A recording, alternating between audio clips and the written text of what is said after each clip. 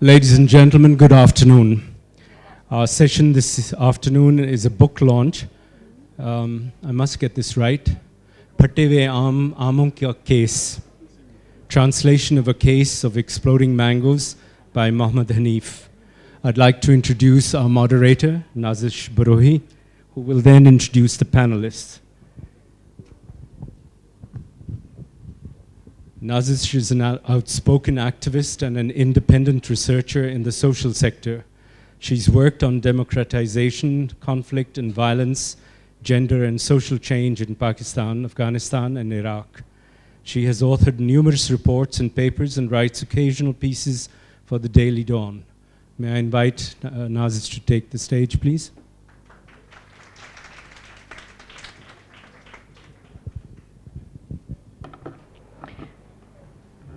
Thank you. And Nazish is so organized that she doesn't have that booklet to introduce the participants with.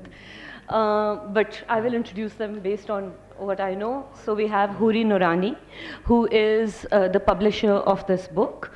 She runs a publishing house. Thank you. Maktab-e Danial. And till I find Huri's introduction, I will tell you she is a very accomplished and exciting to see classical dancer. So I think that's a cool introduction. And, well, never mind. Kashif Saab's the translator of this book and the translator of numerous other books also.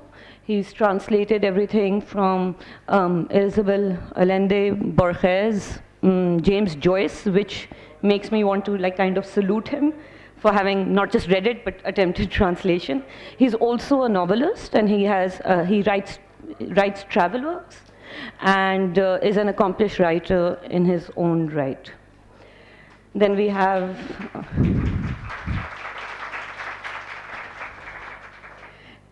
of course, the author, Mohammad Hanif. I don't know what it says in his introduction, but I suppose he doesn't need no introduction. If I were to introduce him, maybe I'd say we have here a Pakistani novelist who's written a book that we're talking about on the president of one of the presidents of Pakistan, in a way that the state gave him a Sitara Imtiaz. So with that, maybe we can just start the session. So how we're going to do this is we'll have a round of questions, maybe a little bit of crosstalk between the participants, and then open up to all of you to kind of say what you want. किताब उर्दू में है, बाकी session हम उर्दू में रखें जी, ठीक है, okay. Kashif साहब से हम शुरू करते हैं। मेरे पास इनके लिए काफ़ी सारे सवालात हैं, मगर हम काशिफ साहब से कहते हैं कि ताकि हमारा थोड़ा टोन सेट हो जाए और हमें नॉवल का थोड़े टेक्सचर का अंदाज़ा हो, अगर हमें वो एक एक्सर्प्ट कोई पढ़ के सुनाएंगे, ज़रूरी नहीं है कि वो सबसे अहम हो, मगर जो उनके लिए एक तर्जमान के तौर पर माने रखता हो। Thank you.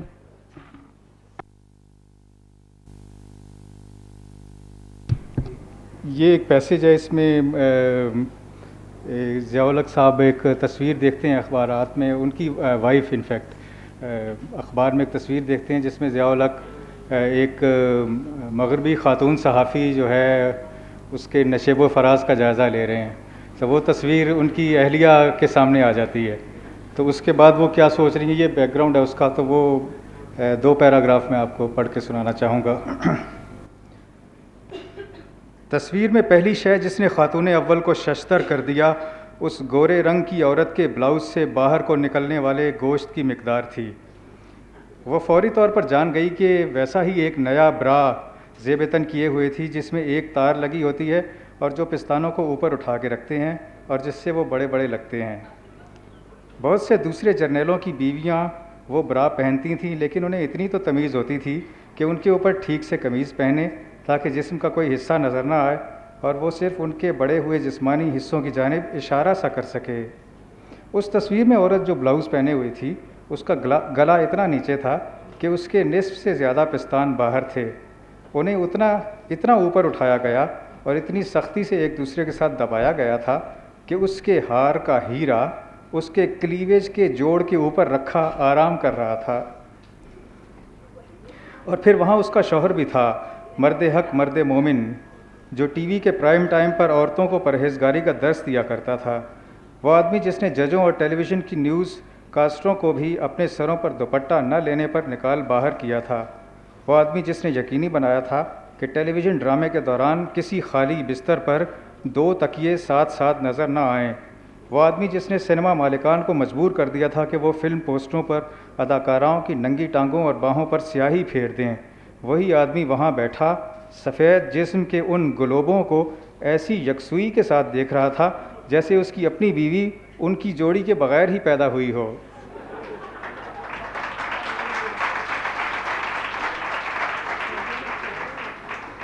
کیپشن میں بڑے بے ضرر انداز سے لکھا تھا، صدر مملکت مشہور غیر ملکی صحافی جوین ہیرنگ کو انٹرویو دے رہے ہیں۔ انٹرویو کی ایسی کی تیسی، اس نے سوچا، ایسا لگتا تھا کہ جنرل ضیاء کا انٹرویو مس ہیرنگ نہیں لے رہی تھی بلکہ وہ جنرل ضیاء تھا جو اس کے پستانوں کی تفتیش کر رہا تھا۔ Thank you.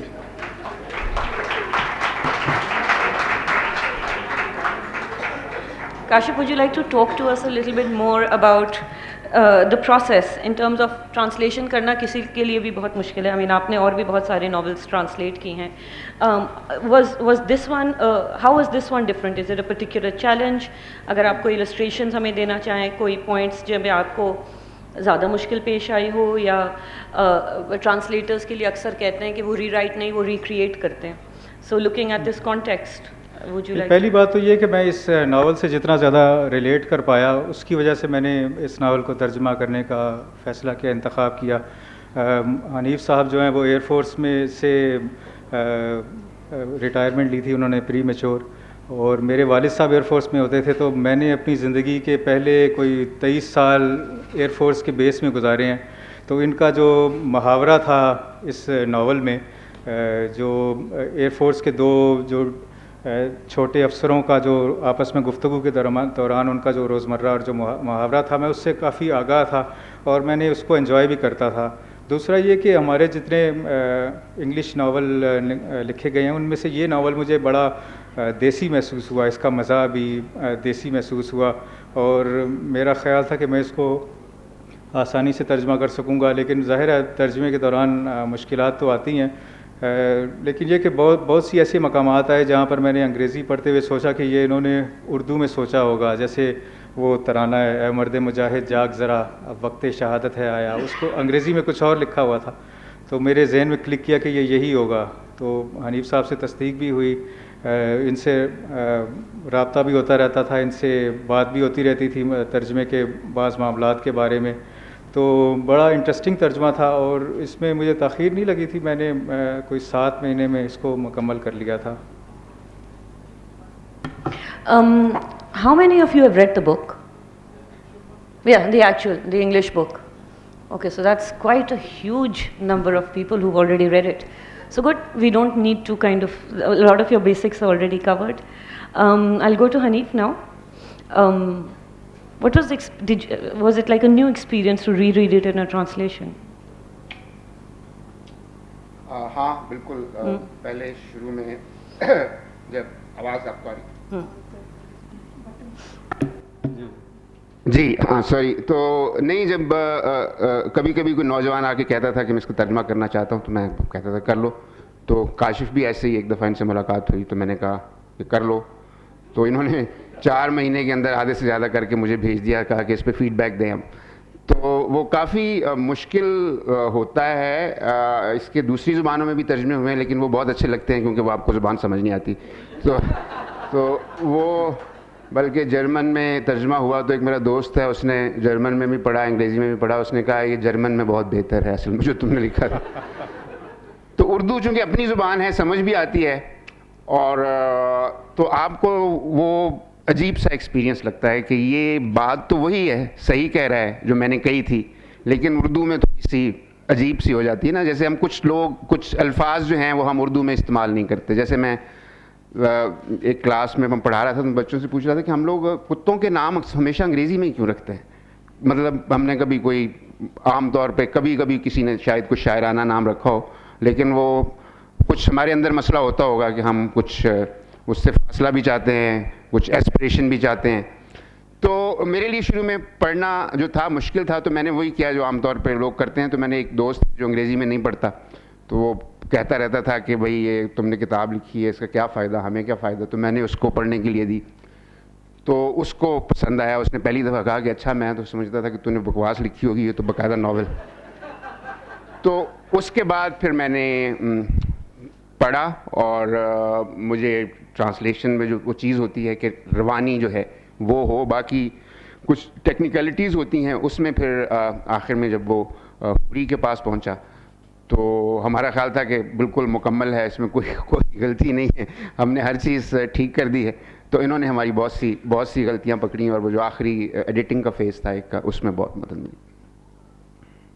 آپ نے جرمن اور باقی ترجمے کا ذکر کیا کہ اتنے سارے زبانوں میں. It's interesting for me that I mean I like you to talk about the difficulty of translating humour. ہو سکتا ہے نہ ہو سکتا ہے, مجھے لگتا ہے کہ ہو, کیونکہ جو احساسات ہوتے ہیں, ایموشنز ہوتے ہیں, جن چیز سے لوگ روتے ہیں, جن چیزوں پہ غم کرتے ہیں, وہ تو آئی گیس ایک یونیورسل زبان ہے. ہر کلچر میں, ہر زبان میں, ہر ملک میں لوگوں کو شاید وہی ایموشنز ہوتے ہوں اور وہی چیزوں پر رونا آتا ہو, مگر ہنسنا ایک ساتھ ذرا زیادہ مشکل لگتا ہے, نہیں؟ We have so many different kinds of humour, different things make different people laugh, right? So there is black humour, sitcom humour, slapstick comedy. یہاں تو پاکستان میں تو اب جو سیٹائر لکھا جاتا ہے اس میں بھی ایک کیویٹ لکھنا ہوتا ہے کہ جی یہ سیٹائر ہے, یہ اصل چیز نہیں ہے. تو اتنے مختلف, is it easy to make people laugh together?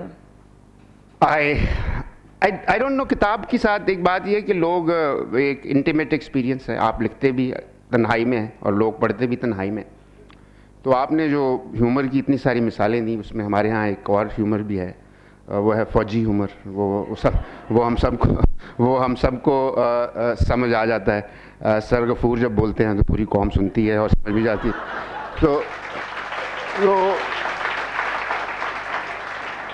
تو میرا خیال ہے جیسا کہ کاشف نے کہا, چونکہ کہانی ہمارے اپنے ہی مطلب فیملیئر لوگوں کی ہے, حالانکہ کچھ تھوڑی کنٹونمنٹس کے اندر کی ہے, لیکن ہمیں پتہ ہے, ہم لوگوں کو جانتے ہیں. اور ہیومر جیسے انہوں نے کہا, جو مجھے کمپلیمنٹ کے طور پہ لگا کہ یہ دیسی ہیومر ہے, کہ جس طرح کہ ہم جو ہے یہاں پہ گلیوں کی نکڑ پہ جس طرح کے لوگ جو ہے باتیں کرتے ہیں, مذاق کرتے ہیں, اسی طرح کا میں بھی وہیں پہ مطلب پل بڑھ کے لوگوں کی پنجاب میں جگتے لگانے کا بہت رواج ہے. جب کچھ کو بات سمجھ نہ آئے تو لوگ زندگی کے سارے مسائل کو جو ہے کسی جوک میں وہ کرنے کی کوشش کرتے ہیں.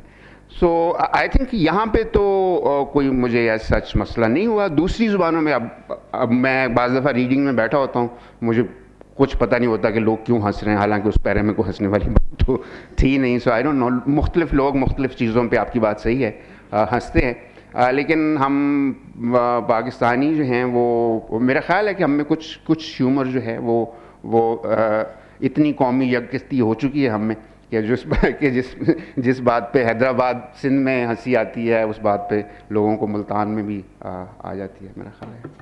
اور لوگ کہتے ہیں اس ملک میں کنسنسس نہیں ہے. ہاں, تو چلو جمہوریت پہ ہو نہ ہو, ہمارا کم از کم اس پہ کنسنسس تو ہے کہ ہم ایک ساتھ ہنس تو سکتے ہیں. کاشف نے بات کی کہ آپ کا ایک حصہ تھا, یا کئی جگہوں پر انہیں لگا کہ آپ نے شاید اردو میں سوچا ہوگا اور انگریزی میں لکھا تھا. تو آپ, کیونکہ یہ حنیف مختلف زبانوں میں, I mean he writes in Urdu and in English, and then he has a vlog in Punjabi. How do you kind of negotiate these languages? Do you have I mean, آپ جو سوچتے ہیں, جو لکھتے ہیں, جو خیالی ایک امیجنیشن ہوتی ہے, ہر ایک کی کیا الگ زبان ہوتی ہے؟ I don't know. یہ اسی طرح کا سوال ہے جیسے ایک زمانے میں لوگ پوچھا کرتے تھے کہ آپ خواب کس زبان میں دیکھتے ہیں. مطلب اس سوال کا مجھے کوئی, اور یہ بڑا سیریس سوال تھا, تو مجھے اس کا جواب ابھی میرے پاس خود تو نہیں ہے کوئی جواب. مطلب ظاہر ہے آپ کو پتہ ہوتا ہے کہ آپ اردو کے لیے کسی کے لیے لکھ رہے ہیں تو اردو میں لکھ رہے ہیں, پنجابی میں لکھ رہے ہیں تو پنجابی میں لکھ رہے ہیں, انگریزی والا ہے تو انگریزی میں لکھنا پڑتا ہے, اسی دماغ سے نکلتی ہے. لیکن اس کا ایک بڑا اچھا جواب آپ نے رائٹر کا ذکر کیا, ایزابیلا ایاندے. تو وہ کافی بزرگ رائٹر ہیں, آئی تھنک وہ اپنی 70s میں. تو وہ پہلے 50-60 سال کی عمر تک وہ اسپینش میں ناولز لکھتی رہی اور پوری دنیا میں جانی پہچانی جاتی ہیں, ترجمے ہوتے تھے. پھر وہ امریکہ موو ہو گئی کوئی 10-12 سال پہلے. تو ابھی میں ان کی کسی ٹاک میں تھا, تو ہمیشہ جیسے لوگ یہ سوال پوچھتے ہیں کہ بھئی آپ نے یہ اسپینش چھوڑ کے انگلش میں کیوں لکھنا شروع کر دیا. تو اور مطلب آپ کس زبان میں اب سوچتی ہیں؟ تو اس نے کہا کہ میں اب لکھ تو انگریزی میں لیتی ہوں and I kind of don't know کہ میں کس زبان میں سوچتی ہوں, but I still make love in Spanish, اور میرے لور نے کبھی شکایت نہیں کی. تو سو آئی ڈونٹ نو, یہ کچھ جذباتی قسم کی چیزیں ہوتی ہیں, اندر سے آتی ہیں, اور آپ کے دماغ جو ہے اس کو پنجابی میں ہو تو پنجابی میں ڈال دیتا, اور بعض دفعہ پنجابی کی چیزیں انگریزی میں ترجمہ ہو جاتی ہیں, جیسے اردو کی چیزیں جو ہیں وہ آپ انگریزی میں کہہ دیتے ہیں. میرا ایک دوست تھا لندن میں, اس نے کہا کہ میں نے پہلے انگریزی میں کبھی کوئی کتاب نہیں پڑھی تھی, لیکن تمہاری کتاب تو مجھے بہت آسان لگی, میں نے پڑھ لی. تو میں نے اسے کہا یہ اصل میں ہے پنجابی کی, بس ایسے اوپر سے انگریزی.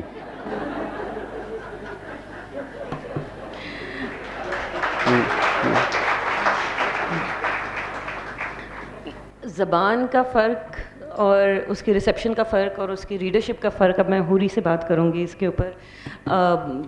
حوری, اس پہ آپ کچھ کہنا چاہیں گے کہ ہمارے پاس ایک انگریزی کی بھی ریڈرشپ ہے, اردو کی بھی ریڈرشپ ہے, دنیا میں اس کی کتاب کا جو ترجمہ ہوا ہے it must have had this global resonance somehow. So مگر آپ جیسے اکثر بات کرتی ہیں کہ ایک اردو کی ریڈرشپ بھی چینج ہو رہی ہے, اسپیشلی ناول کی ریڈرشپ, اس کے بارے میں آپ کچھ بات کرنا چاہیں گے؟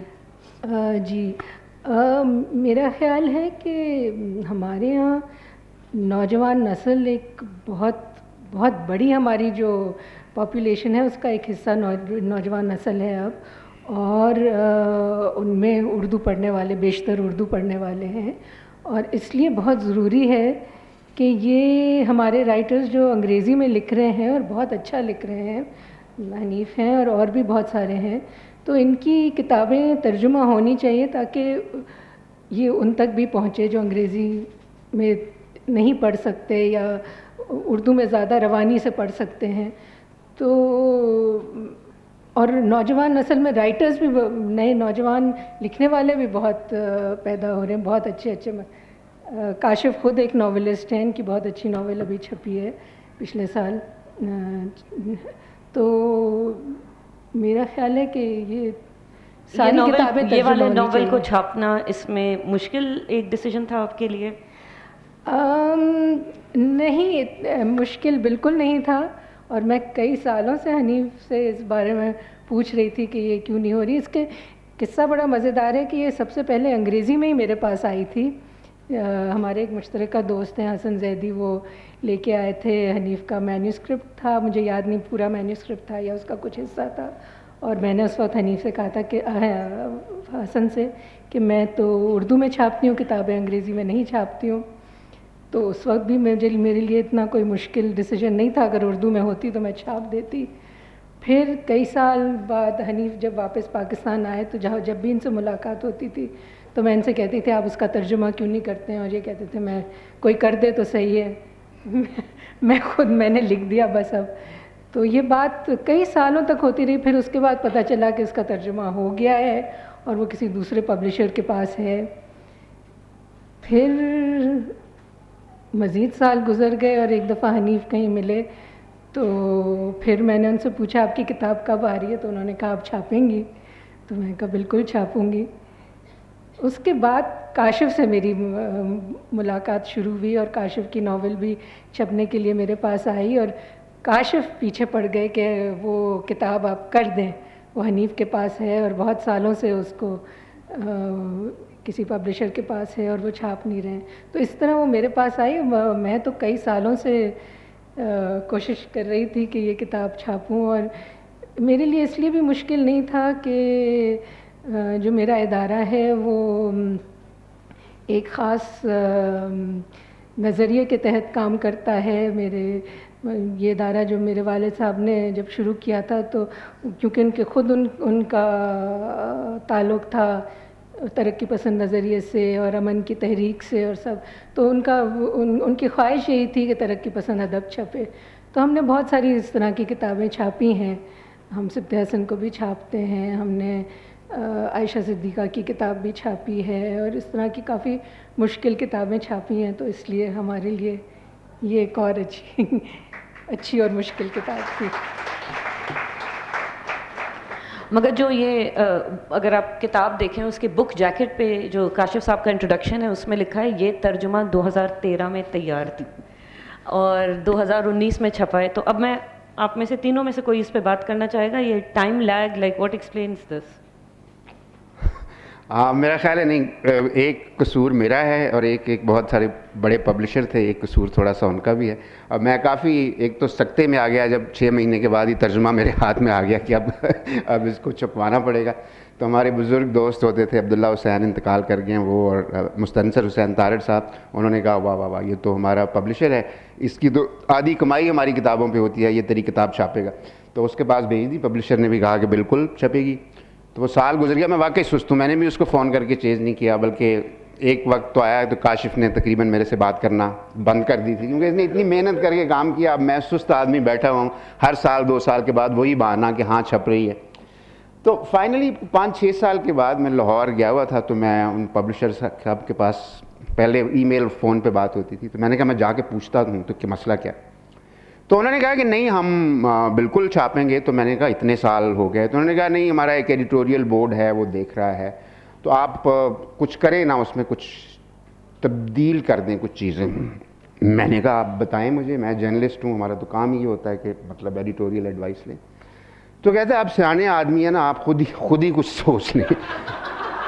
تو مجھے وہ بات بڑی خطرناک لگی کہ آپ سینسر بھی کرو اور وہ بھی مطلب خود ہی سوچ کے کرو. تو میں نے انہیں تھوڑا سا تسلی دینے کی کوشش کی. میں نے کہا سر کہ 9 سال ہو گئے تھے اس وقت کتاب کو آئے ہوئے, اور میں نے کہا کہ یہ مطلب میں نے ہر جگہ پہ اس پہ بات کی ہے, کچھ اسکولوں کالجوں میں اس کے حصے کچھ پڑھائے بھی جاتے ہیں, اور آج تک کسی نے کوئی اعتراض نہیں کیا. تو آپ تسلی رکھیں, 10 سال بعد تو مطلب چیز ایکسیپٹ ہو جاتی ہے ایک معاشرے میں. تو وہ کافی سرکاری اور دوسرے اداروں کو کتابیں سپلائی کرتے ہیں. تو انہوں نے کہا کہ آپ لوگوں کو نہیں پتہ, بعض دفعہ ان کو بات 10 سال بعد سمجھ آتی ہے. تو میں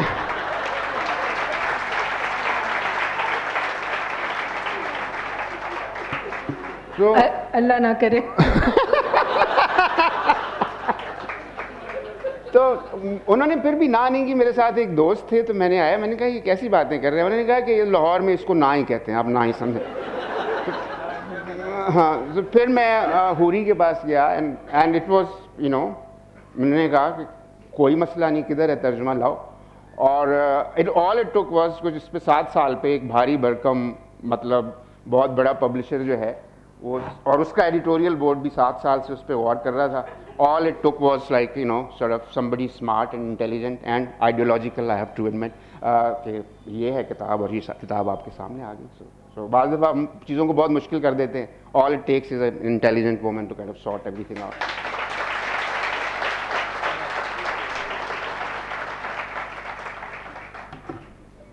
حوری نے مجھے بتایا تھا کل کہ انٹرنیٹ پہ تھوڑا تبصرہ مختلف سوشل پلیٹ فارمز پہ چلا ہے اباؤٹ دا ٹائٹل, کہ اس کتاب کا ٹائٹل کیا ہونا چاہیے تھا. تو مجھے تو اس کا نہیں پتا تھا, تو میں نے ٹویٹر پہ جا کے دیکھا کہ حنیف کی book, I try to search it کہ ٹائٹل پہ کیا تھا. تو اس میں تو یہ نکلا کہ آپ کی کتاب کی کوئی ایسی ایڈیشن تھی جس میں آموں کی جگہ ایووکاڈوز بنے ہوئے تھے. ہاں, ایک پائن ایپل والا بھی میں نے دیکھا. ہاں, مگر do you want to have that little conversation کہ ہاں کتاب چھپ گئی, ہم جیکٹ بھی آ گیا, ہم بڑے ایکسائٹیڈ تھے, ہم تینوں بہت ایکسائٹیڈ تھے, اور ہم نے فوراً کہا اب اس کو فیس بک پہ ڈالتے ہیں. اور اس کے بعد ایسا لاوا پھٹا کہ یہ تو آپ نے حنیف کے ساتھ بلیسفیمی ہو گئی, اور پتہ نہیں کیا کیا, کہ یہ نام اور بہت ہی برا نام ہے, اور یہ بالکل لٹرل ٹرانسلیشن اچھا نہیں لگ رہا. اور ایک صاحب نے تو یہ بھی لکھ دیا, پتہ نہیں صاحب تھے یا محترمہ تھیں, کہ اگر نام کا ترجمہ ایسا ہے تو پوری کتاب ہی. مجھے اس وقت اتنی تکلیف ہوئی کہ بیچارے کاشف جنہوں نے کتاب کا اوریجنل نام رکھا تھا قصہ آموں کی تباہی کا, اور پھر وہ نام بدل گیا, تو ان پہ بیچاروں کے اتنی محنت پہ اور ان کے بہت ہی اچھے ترجمے کو اس طرح رد کیا جا رہا ہے. تو میں نے حنیف کو لکھا کہ یہ کیا ہو رہا ہے. حنیف کا کوئی نہیں, لوگ پیار سے لکھ رہے ہیں, اچھا ہی لکھیں, اچھا لگ رہا ہے, اور ہم یہ سارے نام نوٹ کریں گے, جب ملیں گے سب کے ساتھ تو پڑھ کے سنائیں گے. تو ہمیں انہوں نے کول ڈاؤن کیا. انہوں نے کہا اتنے پریشان ہونے کی ضرورت نہیں ہے. اصل میں کیس پر لوگوں کو زیادہ اعتراض تھا, اور ہم حنیف اور کاشف تو خیر بہت سالوں سے اس کے نام میں الجھے ہوئے تھے. میں بھی جب یہ میرے پاس آیا تو جب حنیف کو نام قصہ ان کو نہیں اچھا لگ رہا تھا اس میں, میرا خیال سے ٹائٹل میں ہی پن تھا نا, اب وہ انگریزی کا pun played on case, right, case تو مینز ہمارا ٹو تھا کہ ڈفرنٹ عام تو تھنگز. ہونا چاہیے کیونکہ مینگوز اس کی پہچان ہے. انگلش میں بھی سب پورا نام نہیں کہتے ہیں, کہتے ہیں مینگوز. تو اور کیس جو تھا, کیس ظاہر ہے پیٹی بھی ہے اس میں اور کیس کا دوسرا مطلب بھی ہے. تو ہم چاہ رہے تھے کہ وہ دونوں مطلب آئیں, لیکن وہ کسی طرح سے آ نہیں رہے تھے. اور میرے خیال سے کاشف اور حنیف دونوں کچھ اور اس میں ایڈ کریں گے. کوئی مزے مزے کے ٹائٹلز آئے تھے, سجیشنز؟ نہیں, ہم ظاہر ہے 3 آدمیوں کا ذہن جو ہے وہ 1,00,000 آدمیوں کے ذہن سے تو کمتر ہی ہوتا ہے. تو ہم نے 6 سال میں مختلف ٹائٹلز تھے, مگر ایسا نہیں کہ کوئی ایسے بالکل کلک کر جائے. تو کیس کا جیسے کہ انہوں نے بتایا کہ کیس میں کا مطلب معاملہ بھی ہے, جیسے پاناما کیس آپ کو پتہ ہی ہوگا, اور آموں کی پیٹی بھی کیس ہے. تو اردو میں بھی یہی ہے, تو پھر اتفاق اس پر کیا گیا. لیکن یہ بھی ہم سوچتے ہیں کہ اگر ہم پہلے سے اس کو کر دیتے, اناؤنس کر دیتے, تو پہلے فیڈ بیک اور آ جاتا ہے. لیکن یہ کہ ٹائٹل پر بحث اور بھی ہوتی رہتی ہے. ابھی میں پچھلے دنوں پڑھ رہا تھا کہ ڈی ایچ لارنس کا مشہور ناول ہے سنز اینڈ لورس, اس پر اب تو کسی کو یاد بھی نہیں ہوگا کہ کیا کنٹروورسی اس کے ٹائٹل پر چلی تھی. اس زمانے میں, جس زمانے میں وہ شائع ہوا تھا اور جن ابتدائی لوگوں نے اسے پڑھا تھا, تو انہوں نے کہا تھا کہ اس میں تو ایک ہی بیٹا ہے, تو اس ناول کا نام سنز اینڈ لورس کیوں ہے؟ اور دوسرا یہ کہ اس میں جو اس کی ماں ہے, جو مین اس کی کیریکٹر ہے مسز مورل, اس کا تو ٹائٹل میں ذکر ہی نہیں ہے. اسی طرح جو ہوورڈز اینڈ ہے, وہ ایک ناول ہے فارسٹر کا, ایم فارسٹر کا, اس میں لوگوں نے کہا کہ اس میں اپوسٹرافی ایس کیوں نہیں لگا ہوا ہوورڈز اینڈ میں. تو اس طرح کے اعتراضات کافی ناولوں میں ان کے ٹائٹلز میں شروع میں کیے گئے ہیں. فنیگنز ویک ناول ہے جوائس کا مشہور, اس کے درمیان بھی اپوسٹرافی ایس نہیں لگا ہوا. تو یہ انگریزی کی غلطیاں بھی لوگوں نے جوائس تک کی نکالی ہیں, تو ہم تو بہت چھوٹے لوگ ہیں ان کے مقابلے میں. تو بہت سے ناولوں کے ٹائٹلز کے بارے میں یہ کنٹروورسیز رہی ہیں. پھر ہم نے یہ بھی دیکھا کہ اس ناول کا جو جرمن اور فرینچ میں ٹرانسلیشنز تھے وہ بھی لٹرلی تھے. مطلب a case of exploding mangoes کی جگہ جو فرینچ میں جو بھی نام آتا ہے یا جرمن میں ایز اٹ از وہ ترجمہ کیا گیا تھا. لیکن میرا خیال ہے کہ اردو کے لوگ کچھ عادی ہیں کہ تھوڑا آزاد ترجمہ کیا جائے, یعنی جو لٹرل ٹرانسلیشن نہ بھی ہو لیکن اس کو ویسے پڑھتے ہوئے بھی مزہ آئے. تو ایک صاحب نے کہا کہ وہ ایک ہنری جیمز کا ناول ہے پورٹریٹ آف اے لیڈی, اس کا ترجمہ کیا ہے قرۃ العین حیدر نے, اس کا عنوان رکھا ہے ہمیں چراغ ہمیں پروانے. تو میں نے کہا کہ اس طرح تو پھر اس ناول کا یہ بھی عنوان ہو سکتا ہے کہ اے عشق کہیں لے چل.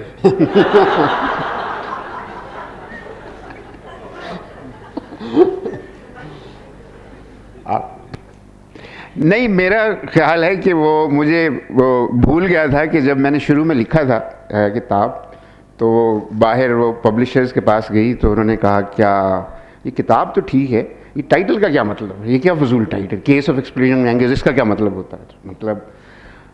تو خیر آئی کائنڈ آف, اور انہوں نے کوئی 1 درجن ٹائٹلز کی لسٹ جو ہے وہ دی کہ آپ یہ کر لیں, یہ کر لیں, وہ کر لیں. بٹ somehow ان دنوں تھوڑا سا میں جوان تھا, تو میں نے کہا نہیں یہی ہے. حالانکہ ٹائٹل کی وجہ بھی کوئی نہیں تھی. آپ جب بھی کوئی کام شروع کرتے ہیں تو ایک ورڈ فائل بناتے ہیں, رائٹ, تو آپ اس کا کوئی رینڈم سا نام رکھ لیتے ہیں. تو میں نے جب شروع کیا تھا تو یہ رکھا تھا اس کا نام, اور مجھے امید یہ تھی کہ جب اگر کبھی ختم ہوا یا جب ختم ہوگا تو تب تک میرے پاس کو بہت زبردست دھانسو قسم کا شاعرانہ ٹائٹل آ جائے گا.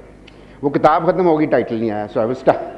اور وہ ایک چیز کو آپ روز دیکھتے رہیں 5 سال تک, تو اس سے تھوڑی سی انسیت بھی ہو جاتی ہے, چاہے وہ یا فضول ہی ہو, یہ ہے ہماری زندگیوں میں ایسے ہوتا ہے. تو آخر میں وہ بھی کافی اس پہ تھے لوگوں کو اعتراضات کہ یہ کیا ہے, مطلب سورٹ آف. تو لیکن انہوں نے مان لیا. تو اس میں بھی جو لوگوں نے ویسے جتنے, مطلب اس کا بھی کوئی مطلب نہیں ہے case of exploding mangoes, it doesn't make any sense to anybody except us Pakistanis, مطلب اس کے علاوہ, اور وہ بھی ایک خاص جنریشن کے, اس کے علاوہ اس کا کوئی ریفرنس نہیں ہے دنیا کی تاریخ میں.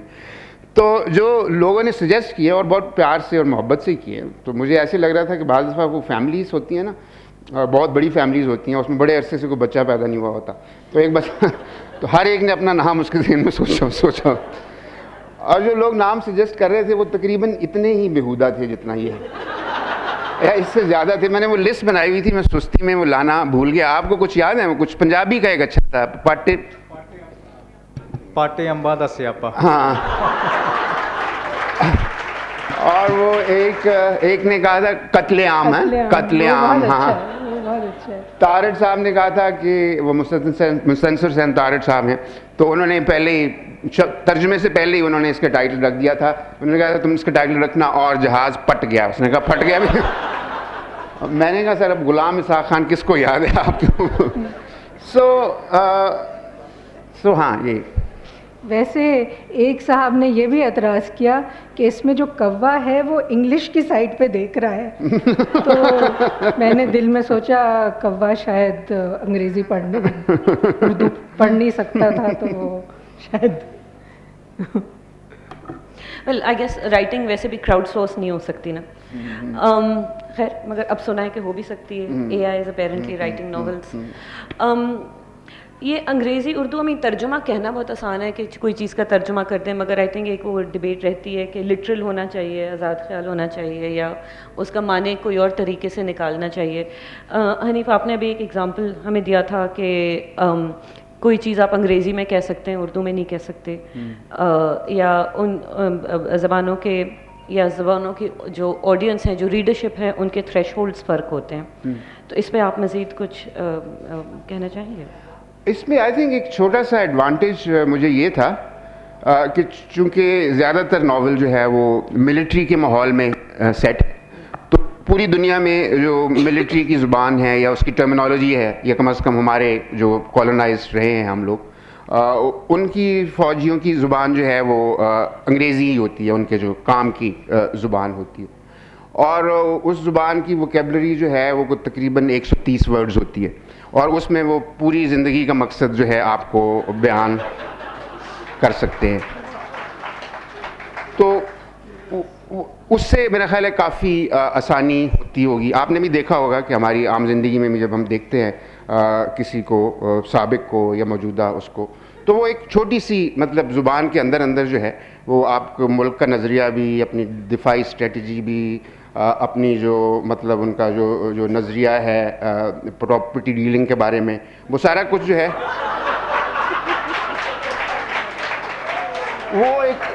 وہ ایک مکمل زبان ہے. تو اگر آپ اس زبان کے اندر وہ رہ کے کام کرنے کی کوشش کریں، اور میں چونکہ خوش قسمت تھا کہ میں نے وہ تھوڑی سی زبان جو ہے وہ اس کا مجھے تجربہ تھا، تو اس لیے اس زبان کو، وہ زبان میں یہ کہنے کی کوشش کر رہا ہوں کہ وہ زبان زیادہ ٹرانسلیٹیبل ہے.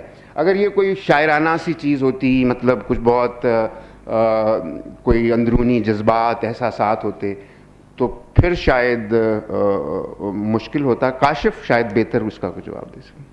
اور انہوں نے کہا کہ وہ آرمی کی جو یا مسلح افواج کی زبان ہوتی ہے، انٹرنیشنل زبان، اس میں 130 الفاظ ہوتے ہیں. جو پاکستانی وہ ان کی ملی اسٹیبلشمنٹ کی جو زبان ہے، اس میں میرا خیال ہے 30 الفاظ مزید ہیں، وہ پنجابی کے ہیں. تو میں نے جیسے ایئر فورس میں نے بچپن گزارا، تو میں نے یہ دیکھا، محسوس کیا کہ جو غیر پنجابی بھی تھے ایئر فورس میں یا دیگر فورسز میں، وہ بھی وہ 30 پنجابی الفاظ استعمال کرتے تھے، چاہے وہ اردو اسپیکرز تھے یا سندھی تھے یا پٹھان تھے، ایون پٹھان. تو میں نے مہاجر بھی جنرل مشرف، جی جیسے پرویز مشرف، انہوں نے وہ چکوالی بن گئے جب وہ صدر بنے تھے.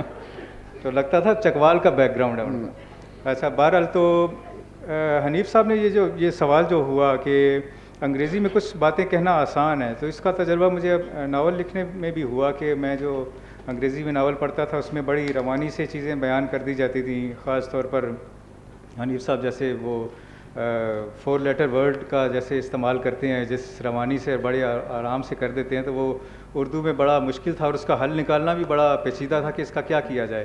تو میں نے اس کا حل یہ نکالا کیونکہ اردو تو بڑی کوثر و تسنیم میں دھلی ہوئی زبان ہے، تو میں نے ان مخصوص الفاظ کا ترجمہ پنجابی میں کر دیا.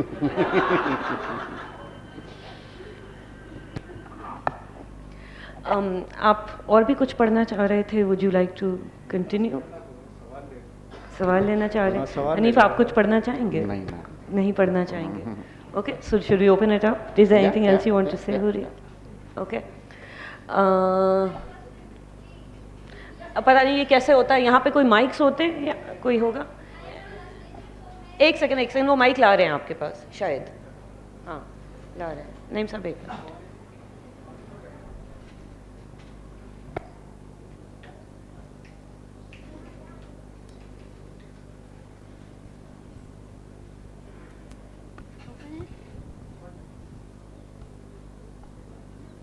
السلام علیکم. سید کاشف رضا, سب سے پہلے آپ کو مبارکباد. آپ نے ٹرانسلیشن کا جو خطرہ ہے وہ مول لیا ہے. جو پیار محبت سے بھرے ہوئے ٹائٹلز آپ کو موصول ہوئے ہیں, اس کے لیے آپ کو تیار رہنا چاہیے تھا. میں بھی اسپیشلی آپ کے سیشن میں اس لیے آئی ہوں کیونکہ میں پارلیمنٹ لیول کی انٹرپریٹر ہوں اور میں 7 زبانیں جانتی ہوں. میرے لیے میری ٹرکش جو ہے وہ میری مادری زبان ہے, لیکن اسپینش میں میرے لیے اظہار خیال جو ہے وہ میرے لیے آسان ہے نسبتاً. تو میں ہر وقت اگر کلاس میں بھی بیٹھی ہوتی ہوں تو میرے مائنڈ میں اگر ٹیچر کوئی سوال پوچھتا ہے تو میرے منہ سے ایوتھ نکلتا ہے اور نام نہیں نکلتا, چونکہ ہم عربک پڑھتے ہیں. تو پہلے آپ کی مادری زبان جو ہے وہ پہلے آپ کے مائنڈ میں آتی ہے. خوابوں کی زبان بھی مادری زبان ہی ہوتی ہے, لیکن اس میں کوئی مذائقہ نہیں ہے کہ اگر آپ دونوں زبانیں جانتے ہیں اور اس میں کوئی ٹرانسلیشن کر بھی لیں. لیکن چونکہ جس طرح سے آپ نے کہا لٹرل ٹرانسلیشن اور کانٹیکسچوئل ٹرانسلیشن, ان دونوں میں بہت فرق ہے. تو آپ ایک کتاب کے حوالے سے اتنا انسیکیور ہو رہے ہیں. لوگوں نے تو قرآن کے ٹرانسلیشن کو رد کیا ہوا ہے لٹرل ٹرانسلیشن ہونے کی بنیاد پر, اور میں بھی اس کو ریجیکٹ کرتی ہوں کیونکہ ہم ورڈ فار ورڈ ٹرانسلیشن کو نہیں مانتے ہیں, ہم سینس فار سینس ٹرانسلیشن کو مانتے ہیں. تو یہاں پر بہت سارے لوگ لٹرل ٹرانسلیشن کہتے ہیں. آپ لوگ نہیں جانتے کہ لٹرل ٹرانسلیشن کیا ہے, اس لیے یہ ورڈ مت یوز کیا کیجیے. آپ لوگ کہا کریں ورڈ فار ورڈ اور سینس فار سینس کہا کریں. اور میں یہاں پر ایک پوائنٹ یہ ایڈ کرنا چاہتی ہوں کہ جو ٹائٹل ٹرانسلیشن ہے وہ آپ نے پاکستان میں کرنا تھا, تو ٹھیک ہے, مجھے اس سے کوئی مسئلہ نہیں ہے. لیکن کبھی آپ نے سوچا کہ آپ MBBS پڑھے بغیر ڈاکٹر بن سکتے ہیں؟ کوئی آپ کے پاس آئے گا تو 2 زبانیں اگر آپ جانتے ہیں تو آپ نے یہ کیسے سمجھ لیا کہ آپ ٹرانسلیشن بھی کر سکتے ہیں؟ اور یہاں پر آپ لوگ پاکستان میں دھڑا دھڑ ٹرانسلیشنز ہوتی ہیں, لیکن آپ کی صرف 2 یونیورسٹیوں میں ٹرانسلیشن کا ڈپارٹمنٹ ہے اور اس میں سارے کے سارے سمیت میرے فورنرز پڑھتے ہیں. آپ کے پاکستانی اسٹوڈنٹس ہم سے سوال کرتے ہیں کیا پڑھتے ہیں آپ لوگ, ہم کہتے ہیں ترجمہ, وہ کہتے ہیں قرآن کا. کون سے سپارے میں ہے؟ Can we please ask the question? The question is that what were you thinking while translating it, Phatte Aamo ka case? Okay, And how dare you to translate like this? اچھا, thank you. بیٹھ جائیے اب. Before he answers that, I just want to say کہ دنیا میں translation studies جو ہے نا, یہ بھی کوئی ہسٹورک چیز نہیں ہے. تو یہ بھی یونیورسٹیز جن کی آپ بات کر رہی ہیں, یہ 4-5 سال 8 سال سے پرانی ہے نہیں. تو کوئی ایکچولی ایز سچ پوری دنیا میں ترجمے ہوتے ہیں, ان ترجموں کی لیجٹمیسی ہوتی ہے. وہ ترجمے سے ہمیں باقی دنیا کی جو ورلڈ لٹریچر ہے, کوئی بھی جو ہے وہ UN کے 12 speaking languages with the transistors in their heads, ان لوگوں نے نہیں کری ہیں لٹریچر کے ترجمے. تو آئی تھنک اس کی لیجٹمیسی کے اوپر تو سوال اٹھانا از اے ڈفرنٹ تھنگ. ہاں, آپ ٹیکنیکلٹی پہ اگر آپ پوچھنا چاہ رہی ہیں وہ آئی تھنک کاشف صاحب زیادہ جواب دے دیں گے. اچھا, سب سے پہلے تو میں معافی چاہتا ہوں کہ میں نے اس کا ترجمہ کیا.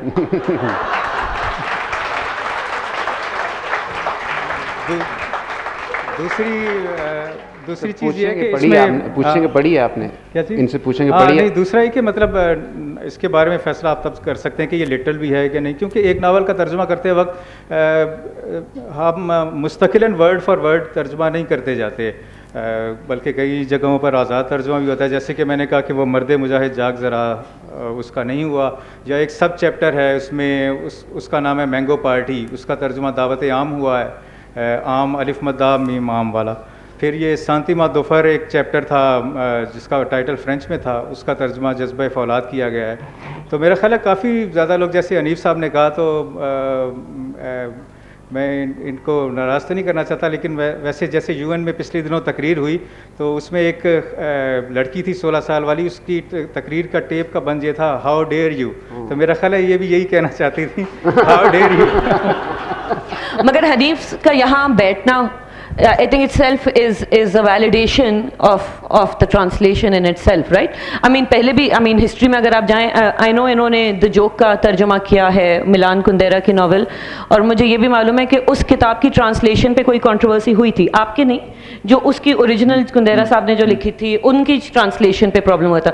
But if you have an author sitting here जिन्होंने वैलिडेट किया है उस ट्रांसलेशन को, देन आई डोंट, ये आप कह सकते हैं अच्छा तर्जुमा किया है बुरा किया है, वो आप किताब पढ़ के ही कर सकते हैं, मगर क्यों किया है और कैसे किया है. हम क्यों पढ़ें किताब? अगर हम खड़े होकर वैसे ही तकरीर कर सकते हैं तो किताब पढ़ने की क्या जरूरत?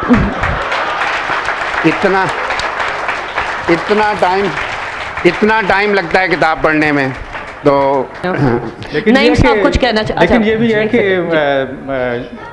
नहीं, ये है कि तर्जुमा आपने नहीं पढ़ा है ये नहीं ये अच्छा चलिए, अभी आपका सवाल हो गया, अब ये जवाब हर एक से नहीं ले सकते.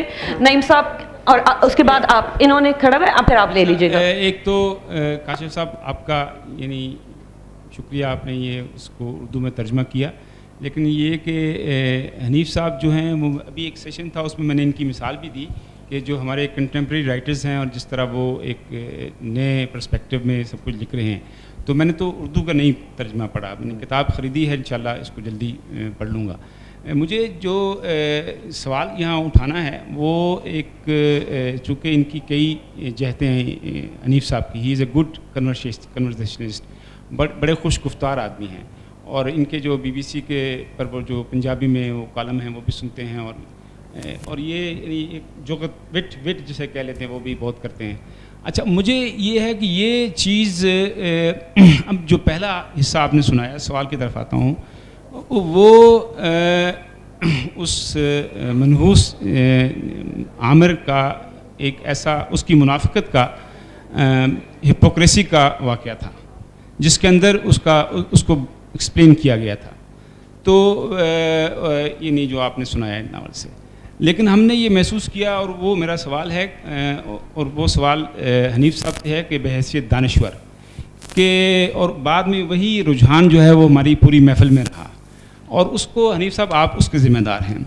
वो ये कि ये डिस्कशन लाइवली और इंजॉयबल तो हो सकती है, लेकिन ये कि एक ऐसे अहद और एक ऐसे नावल का जो इंतहाई टिरनिकल और एक इंतहाई हिपोक्रिटिकल सिचुएशन है, अगर वो ऑडियंस के लिए भी हो जाए और आप ख़ुद भी उसमें इस तरह शरीक हों कि वो इंजॉयबल हो, वो मज़ाक की तरफ चली जाए, ह्यूमर की तरफ चली जाए, लाफ्टर में बदल जाए, यानी एक अफसोसनाक मंज़र जो है, चाहे वो मुल्तान का हो, हैदराबाद का हो या इस्लामाबाद का हो, वो अगर एक मज़ाक की नज़र हो जाए या कहके की नज़र हो जाए तो वो डिसेंसिटाइज करता है. तो आपको कहीं महसूस करना चाहिए कि वो ऐसी संजीदा सूरत हाल जो एक बहुत ही जो हमें कहीं और उस मंजर पे शेम के भी नारे भी आ सकते थे. आप बस यही कहना चाहता हूं. देखें, आपने सवाल तो नहीं पूछना, आपने मशवरा देना था, वो हमने सुन लिया है. मशवरा इनका ये है कि हंसना नहीं, ज़रूर हंसें, लेकिन जहाँ हंसना है वहाँ से, जहाँ रोना है वहाँ रोएं. अच्छा नईम साहब, थैंक यू. अब पीछे से सवाल ले लेते, मगर उससे पहले मैं सिर्फ ये कहना चाहूँगी कि आई थिंक अगेन किताब पे आपका ओपिनियन हर एक का हो सकता है, मगर दुनिया भर में आई थिंक अब कम से कम इस चीज़ पर अग्रीमेंट है कि laughter is extremely subversive. Humor is supposed to be one of the most potent politically subversive tools. और satire जो पूरी दुनिया में लिखा जाता है, appreciate किया जाता है, वो अब उसके subversive element के लिए है ना. तो आपका slapstick humor के जी केले के छिलके पे कोई फिसल गया उस पर गिर जाए, वो एक बहुत मुख्तलिफ हंसी होती है. और जो एक satire होता है या एक जो सियासी मंजरनामे को देखते हुए भी जो हंसी होती है, वो इसलिए बहुत political होती है क्योंकि वो हंसी का रुख आपकी अपनी तरफ भी होता है. There's an element of self laughter and I think that is probably why you will see कि दुनिया भर में जो आमिर हैं, जो political rulers रहे हैं, उनका हमेशा एक क्रैक डाउन रहा है, या कम से कम एक क्या कहेंगे, some level of dismissal for the element of subversive humor. जी आप पीछे जो खड़े हैं आप लीजिए. एक मिनट, सॉरी जी. बस बोलना ये चाह रही थी कि what you're saying, it's black humor, right? इस किताब में भी और हनीफ की जो आखिरी किताब आई है रेड बर्ड्स, जब मैं वो पढ़ रही थी तो उसमें बहुत सारी जगह थी जहाँ मैं आई laughed out loud while reading them, but overall जब मैंने नॉवेल ख़त्म किया तो इतनी उदासी थी मेरे दिल में उसको पढ़ने के बाद. بٹ اس میں بھی بہت ساری اس طرح کی جگہ اٹ واز ناٹ اس میں بھی بلیک ہیومر تھا بہت زیادہ. جی آپ کے پاس مائک ہے, پلیز گو اہیڈ. السلام علیکم, میرا نام شفیق الرحمان ہے اور میرا سر حنیف صاحب سے سوال ہے کتاب کی آخری لائن کے حوالے سے. آپ نے ایک پرٹیکولر آیت استعمال کی تھی, لا الہ الا انت سبحانک انی کنت من الظالمین. Any particular underlying connotation why this particular آیت, اس کا کیا کوئی انڈر لائن میننگ وغیرہ تھا, اس کو یہ پوچھنا چاہوں گا بس. نہیں, جب ہم بچپن میں قرآن پڑھ رہے تھے اور تھوڑا تھوڑا کبھی کبھی ترجمہ پڑھ لیتے تھے تو مجھے یہ آیت بہت اچھی لگتی تھی. اور پھر جب تھوڑے سے بڑے ہو کے, جیسے کہ انہوں نے کہا کہ ہم دانشور بن گئے, تو مجھے لگا کہ یہ ہمارے حالات پہ کافی فٹ آتی تھی, تو اس لیے میں نے وہ استعمال کی. اور ویسے بھی میرا خیال ہے اس وقت, میرا خیال ہے اب بھی خیال تھا کہ اس سے برکت بھی شاید کتاب میں پڑ گئی ہو تھوڑی. جی بالکل پیچھے ایک سوال تھا, نہیں ایک منٹ, بالکل پیچھے. اچھا ان کے پاس مائک ہے, جی پھر میں آگے آ رہی ہوں. جی باتوں کو بڑے غور سے سنتا ہوں, اور جس طرح شاعری میں ایک ٹیپ کا مصرع آتا ہے نا, جب فوج کی بات آتی ہے تو ان کی گفتگو میں ایک چمک پیدا ہو جاتی ہے. پتہ نہیں ایسی کوئی روحانی رغبت ہے ان کو فوج سے. حالانکہ دیکھیں کہ ایوب آیا, یحییٰ آیا, ضیاء آیا, مشرف آیا, اور حنیف صاحب کے ہم خیال جو ہیں انہوں نے بڑی کامل اطاعت سے اچھے بچے بن کر ان کی کابینہ کا حصہ رہ کر زندگی گزاری ہے. اور جو ہی وہ جاتے ہیں اس کے 5-7 سال بعد ان کے دلائل جاگ جاتے ہیں کہ ہم تو روشن خیال ہیں, ہم تو نفی کرتے ہیں کسی طرح کے ظلم کے. آپ کن کی بات کر رہے ہیں؟ آپ حنیف کی بات کر رہے ہیں؟ میں اس کی بات کر رہا ہوں کہ جو ہر کابینہ میں حنیف صاحب کی بات نہیں کر رہا. ان کے اور ضیاء میں ایک بات مشترکہ ہے کہ وہ بھی امریکہ کا وفادار تھا, یہ بھی امریکہ کے وفادار ہیں. اور ضیاء سے یعنی کہ یاری ہے, امریکہ سے یاری ہے, تو پاکستانی عوام کو عجیب و غریب طریقوں سے نہ الجھایا گیا ہے, مجھے کچھ سمجھ نہیں آتی. اچھا چلیں, آپ کو نہیں سمجھ میں آیا, اوکے. نہیں میرے اور ضیاء میں ایک بات کامن ہے, وہ بھی ارائی تھے, میں بھی ارائی ہوں, بس اتنی کامن ہو گئی. آگے لے آئیے جی, کدھر ہے مائکس, ان کو آگے دیجیے گا پلیز.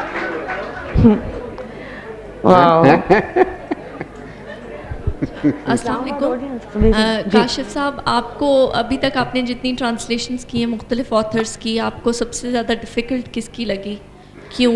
سب سے زیادہ ڈیفیکلٹ کس کی لگی, کیوں؟ اور پرسنلی آپ کو, مطلب ظاہر ہے آپ کو مزہ آتا ہی ہوگا تبھی آپ نے اتنی ساری جو ہیں وہ کی ہیں مختلف آتھرس کی, لیکن زیادہ جو ہے وہ آپ کو انجوائبل کس کی لگی کرتے ہوئے؟ نہیں, اس میں دو ہیں, انجوائبل اور ڈیفیکلٹ. تو حنیف صاحب والی سب سے زیادہ ڈیفیکلٹ تو نہیں تھی, آئی مسٹ ایڈمٹ.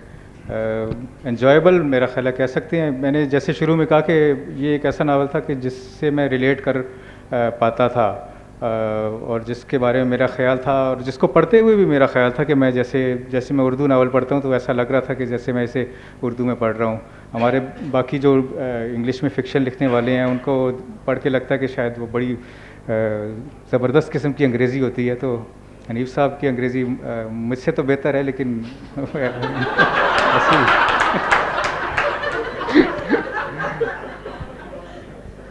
جی یہ پیچھے جو جس بہائنڈ ہم, جی نہیں یہ آپ بولنا چاہ رہے تھے نا, جی تو لے لیجیے. السلام علیکم. کاشف صاحب, میں نے پوچھنا تھا کہ حنیف صاحب نے مینشن کیا تھا کہ جیسے جو ٹائٹل ہے بک کا وہ ایک خاص جنریشن کو سمجھ آئے گا, کیس آف ایکسپلورنگ مینگوز. تو ٹرانسلیشن کرتے ہوئے do you think it's important کہ جو کانٹیکسٹ ہے بک کا سارا سمجھنا ایک اسپیسیفک جنریشن کے لیے زیادہ آسان ہوگا ٹرانسلیٹ کرنا, یا از دیٹ ناٹ ریلیونٹ؟ وہ اسپیسیفک جنریشن جو تھی وہ پرٹیکولر جوکس کے ساتھ زیادہ ریلیٹ کر پاتی تھی. جیسے وہ جہاز پٹ گیا والا غلام اسحاق خان کا جو مذاق تھا, تو شاید اس کو انہوں نے ریٹین کرنا چاہا, اور طارٹ صاحب نے جو ترجمہ سجیسٹ کیا تھا اس میں بھی وہ تھا. تو جو لٹریچر ہوتا ہے اس کا کام یہ بھی ہوتا ہے کہ ایک پرٹیکولر جنریشن جو فیل کر چکی ہو اس کو اگلی جنریشنز تک پہنچایا جائے. تو یہ جو ناول اس لیے بھی اہم ہے, اور بہت سی چیزوں کے علاوہ اس لیے بھی اہم ہے کہ اس خاص جنریشن نے ایک ڈکٹیٹر کو کل کرنے کے لیے مزاح سے جو کام لیا, ہمارے دیسی مزاح سے جو کام لیا, اس کی ڈاکومنٹیشن ہو نہیں پائی تھی ویسے. یا جیسے مشرف کو کل کرنے کے لیے جیسے جس مزاح سے کام لیا گیا اس کے جیسے میمز بنائے گئے, آج کل ہمارے ہینڈسم کے جو میمز بن رہے ہیں, ان سب کی ڈاکومنٹیشن بھی ضروری ہے. اور ڈاکومنٹیشن دو طرح سے ہو سکتی ہے. جو فکشن کی ڈاکومنٹیشن ہوتی ہے وہ زیادہ میننگ فل ہوتی ہے, اس کے معنی کی کئی جہتیں ہوتی ہیں, تو اس کو لانا بہت ضروری ہوتا ہے. اور انہوں نے جیسے انگلش میں لکھا ویسا اردو میں خوشیوں کا باغ ہے, آج ہی اس کا تذکرہ ہو رہا تھا انور سجاد کے ناول کا. تو اس زمانے کے اندر, ضیاء الحق کے زمانے کے اندر جو ناول لکھے جا رہے تھے ان میں کچھ خطرہ بھی تھا, جیسے کہ ہمارے دوست وہ کہہ رہے تھے کہ اس زمانے میں نہیں لکھا جاتا, اس زمانے میں اگر لکھا جائے تو پھر بندہ غیر موجود ہو جاتا ہے, یہ بھی خدشہ ہوتا ہے. تو اس کے بعد جو لکھا جا رہا ہے اس میں یہ کہ جو ایک جنریشن جو فیل کر چکی ہو اس کو آگے پہنچانا بھی اہم ہوتا ہے.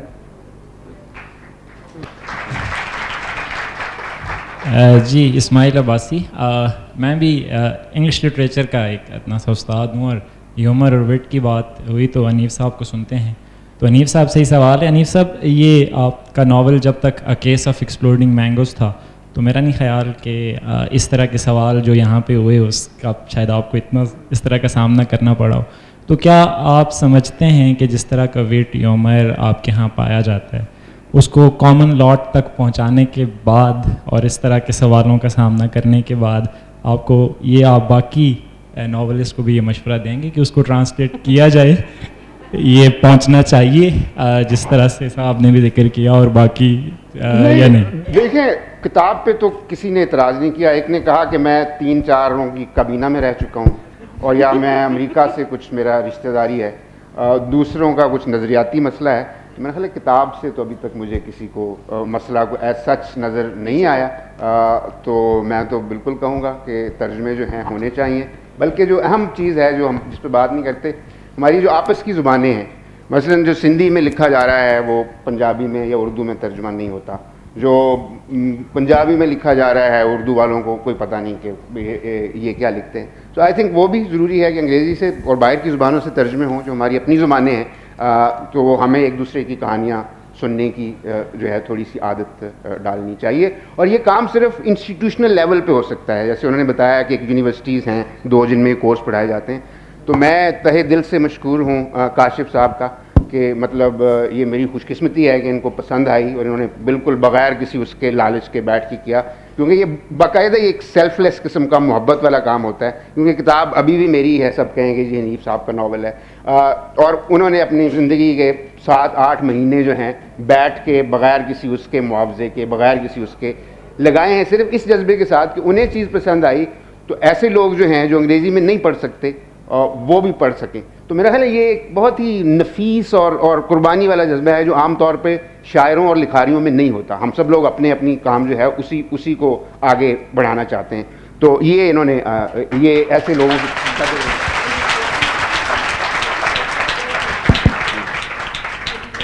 السلام علیکم سر, میرا نام باقر ہے اور میرا تعلق بھی اسی پروفیشن سے جس کا آپ کا بھی کبھی تھا اور جس کا ذکر اس بک میں اور ریڈ برڈز میں بھی ہے. تو وہاں جو تجار بندے کتابیں پڑھتے ہیں ان سے کبھی ڈسکشن ہو تو وہ آفینس لیتے تھے, لیکن تو میں یہی سمجھتا تھا آپ والی بات کی شاید 10 سال بعد سمجھ آ جائے, لیکن یہ سوال جواب سن کے تو لگا ہے باہر بھی وہی حال ہے. دوسرا سر سوال یہ ہے کہ خاص کر ریڈ برڈز پڑھنے کے بعد یہ ذہن میں سوال اٹھتا ہے کہ جوزف ہیلر سے اگر آپ متاثر ہیں یا کس حد تک ہیں, یا آپ کی کوئی انسپریشن؟ میں بہت متاثر ہوں, اتنا متاثر ہوں کہ میرے پاس ابھی بھی کیچ 22 کی 4 کاپیاں پڑی ہوئی ہیں, اور جب میں 18 سال کا تھا تو میری بیڈ سائڈ ٹیبل پہ ہوتی تھی, اور میں ان کے مطلب اس کے صفحے کے صفحے مجھے یاد تھے. تو بالکل وہ میری بہت زبردست رائٹر تھے, اور میری ارلی انسپریشن جو ہوتی ہے شروع میں جو پڑھ کے بندہ جو ہے جن کی نقالی کرنے کی کوشش کرتے ہیں آپ نا, جیسے استادوں کی, تو وہ تو بالکل وہ ان سے میں بہت بہت متاثر ہوں. پیڑ میں جا کے بیٹھے تھے؟ سوری, پیڑ میں جا کے بیٹھے ابھی تک یا نہیں؟ جی پیچھے سے لیجیے. میرا نام فارحہ ہے, اور میرے خیال میں جتنے سوال جواب ابھی ہوئے اس کے حساب سے مجھے لگتا ہے کہ سٹائر یا ڈارک ہیومر بیسیکلی ایک ٹالرنس کی طرف لوگوں کو لے کے جاتا ہے, اور شاید ہمارے معاشرے میں اس کی زیادہ ضرورت ہے. تو میں صرف میرے خیال میں ان سب لوگوں کو تو میں جواب نہیں دے سکتی, شاید انہیں زیادہ بھی پڑھنے کی ضرورت ہوگی کچھ چیزوں میں, لیکن میرے خیال میں تم اپنی کرنی کر گزرو, جو ہوگا دیکھا جائے گا. آگے آپ اپنا ہاتھ پلیز اوپر کریں تاکہ وہ دیکھ لیں. السلام علیکم. محمد Hanif, I'd like to ask you, صدر ضیاء الحق جو ہیں وہ بہت زیادہ ایک looming figure ہے ہماری ہسٹری میں, I would say. So can you talk about him as a literary muse? Very little has been written about him in literature, Pakistani literature. Can you talk about your thought process when you were writing something related to him? میں نے بھی ایک ہی چیز لکھی ہے اسی novel میں ان کا ذکر ہے, اور میں جب لکھ رہا تھا تو میں چونکہ ان کی شہادت کے یہ کوئی کافی عرصے کے بعد لکھی گئی, تو جو اس کے بعد یہ آپ وہ مسجد میں جا کے یہ بات کر لیں, یہاں چھوڑیں یہ. سو آئی واز کوائٹ سرپرائز. میرا خیال تھا کہ وہ اتنے سال تک 11 سال تک وہ رہے تو ان کے بارے میں لٹریچر موجود ہوگا. تو میں نے کافی کتابیں ڈھونڈی, لیکن صرف کچھ چند کتابیں ملتی ہیں, وہ بھی جو مطلب ان کے ساتھ جو جن جرنلز نے کام کیا ان کے ساتھ, یا جو صحافی ان کے ساتھ اٹھتے بیٹھتے تھے, اور وہ سب میں جو ہے ان سب کو بیان کیا گیا تھا ان کو کہ ایک بالکل سادہ سا آدمی, بالکل ایک ہمبل, بالکل ہر ایک کے آگے جھکے جا رہے ہیں, اچھے جا رہے ہیں, which came across as very very dull person, which is not very good like for a fictional character. And I was quite obsessed with the fact کہ چونکہ ہم مطلب میں خود بھی صحافی ہوں تو ہمیں بہت وہ ہوتا ہے کہ یہ چیز صحیح ہے یا غلط ہے, مطلب یہ ہوا تھا یا نہیں ہوا تھا. And I was writing a novel, I mean I wasn't writing a book of history. So for a very long time I was stuck at this point کہ اس کا کیا کروں, یہ بندہ تو کچھ کرتا ہی نہیں ہے, مطلب بقول اس کے جو پڑھا ہوا ہے اس نے تو کبھی زندگی میں کچھ کیا ہی نہیں سوائے نمازیں پڑھنے کے اور ملک کی بہتری چاہنے کے. سو ایک دن مجھے وہ ایک خیال آیا کہ یہ میرا کیریکٹر ہے. So as a writer you can do anything with your character what you want. تو میں نے ایک دن I thought why don't I barge into his bedroom. So I think that's what I did, and that gave me like a certain kind of certain freedom to kind of imagine him, because I'm sure he wasn't like this at all. It's just that I needed a starting point, and sort of just barging into his bedroom was that point which kind of gave me the freedom to ان کی روح دیکھ رہی ہے, ان کو بات پسند نہیں آئی ہے.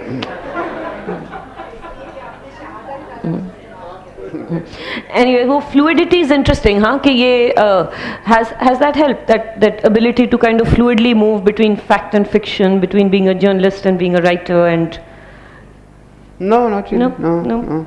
Okay. Okay, so we'll end. Before we end, Kashif صاحب ہمیں کچھ مزید پڑھ کے سنانا چاہیں گے. اچھا, یہ اس ناول کا ایک بڑا دلچسپ حصہ ہے جس میں ضیاء الحق یہ فیصلہ کرتے ہیں کہ وہ سائیکل پر ذرا باہر نکل کے عوام کا حال چال دیکھیں. یہ کافی لمبا ہے, میں اس میں سے 1.5 صفحہ آپ کو پڑھ کے سنانا چاہوں گا. وہ سائیکل پہ جا رہے ہیں تو وہ کہتے ہیں کہ سائیکل سے نیچے اترو چاچا جی, کیا خیال ہے تمہارا, ہیڈ لائٹ کے بغیر تم جا کہاں رہے ہو, کان پکڑ لو, پولیس والے نے کہا. اور اس طرح اس نے اپنے کان کے پیچھے سے ایک سگریٹ نکالا اور اپنی شال کے نیچے سے لائٹر نمودار کیا. اس نے سگریٹ جلایا تو اچانک فضا میں مٹی کا تیل جلنے کی بو پھیل گئی. جنرل ضیاء نے فٹ پاتھ پر سائیکل کا توازن برقرار رکھنے کی کوشش کی, لیکن پولیس والے نے اسے ایک کک لگائی, سائیکل کو نہیں ضیاء کو, اور سائیکل فٹ پاتھ پر لڑکتی چلی گئی اور پھر دھم سے گر گئی. جنرل ضیاء نے شال سے اپنے ہاتھ باہر نکالے اور اپنے کان پکڑ لیے. یہ گڈ گورننس کا ایک سبق تو تھا, لیکن پر لطف بھی ثابت ہو رہا تھا. وہ ابھی سے اپنے دماغ میں ایک تقریر تیار کر رہا تھا. اس ملک کو چلانے کے لیے مجھے جتنی بصیرت چاہیے وہ میں نے اسلام آباد میں آدھی رات کو ایک خالی سڑک پر ڈیوٹی دینے والے اکیلے پولیس کانسٹیبل سے سیکھ لی. ایسے نہیں, پولیس والے نے مایوسی سے اپنا سر ہلایا. مرغا بنو, ککڑ. جنرل ضیاء نے سوچا کہ وقت آ گیا تھا کہ اسے اپنا تعارف کرا دے, لیکن کانسٹیبل نے اسے اس کا چہرہ ظاہر کرنے کا موقع ہی نہیں دیا. اس نے شال سے ڈھکا ہوا اس کا سر پکڑا اور شال نیچے کر دی. اب یہ بہانہ مت کرنا کہ تمہیں پتہ ہی نہیں کیسے بنتے ہیں مرغا. جنرل ضیاء جانتا تھا کہ مرغا کیسے بنتے ہیں, لیکن آخری مرتبہ نصف صدی پہلے اسکول میں مرغا بنا تھا, اور اس خیال نے اسے حیران کر دیا تھا کہ لوگ اب بھی یہ بچکانہ سزا دیتے ہیں. اس کی کمر جھکنے سے انکار کر رہی تھی, لیکن کانسٹیبل اس کا سر نیچے کو دباتا گیا جب تک کہ وہ اس کے گھٹنوں کو نہ چھو گیا. جنرل ضیاء نے ہچکچاتے ہوئے اپنے دونوں ہاتھ اپنی ٹانگوں کے درمیان سے گزارے اور اپنے کانوں تک لے جانے کی کوشش کی.